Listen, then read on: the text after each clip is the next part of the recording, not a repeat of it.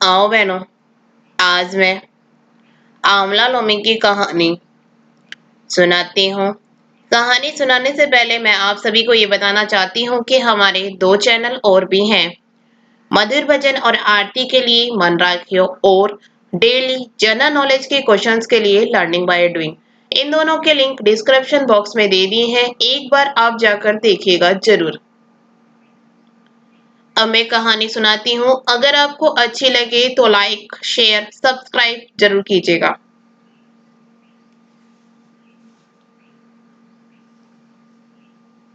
एक आंवलिया राजा था जो रोज एक मन सोने के आंवले दान करता था और बाद में जीवता था।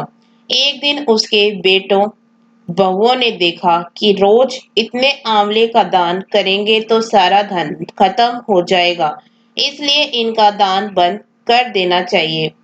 एक पुत्र आया और राजा से बोला कि आप तो सारा धन लुटा देंगे, इसलिए आप आंवले का दान करना बंद कर दीजिए। तब राजा और रानी उजाड़ में जाकर बैठ गए और वह आंवलों का दान नहीं कर सके, इसलिए उन्होंने कुछ भी नहीं खाया। तब भगवान ने सोचा कि अगर हमने इनका सत्य नहीं रखा तो दुनिया में हमें कोई नहीं मानेगा। तब भगवान ने सपने में कहा कि तुम उठो और तुम्हारे पहले जैसी रसोई हो गई है और आंवले का वृक्ष लगा हुआ है। तुम दान करो और जीव लो। तब राजा रानी ने उठकर देखा तो पहले जैसा राजपाट हो गया है और सोने के आंवले वृक्ष पर फैले हुए हैं। तब राजा रानी सवा मन आंवले का दान करने लगे। उधर बहू बेटे से धर्म अन्नदाता का बैर पड़ गया। आसपास के लोगों ने कहा कि जंगल में एक आंवलिया राजा है, सो तुम वहां चले जाओ तो तुम्हारा दुख दूर हो जाएगा। वे दोनों वहां पहुंच गए। वहां पर रानी अपने बेटे और बहू को देखकर पहचान गई और अपने पति से बोली कि इन लोगों से काम तो कम कराइएगा और मजदूरी ज्यादा देंगे।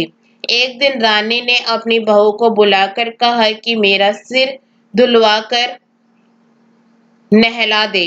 बहू सिर धोने लगी तो बहू की आंख में से पानी निकलकर रानी की पीठ पर पड़ा। तब रानी बोली कि मेरी पीठ पर आंसू क्यों गिरे हैं, मुझे बताओ।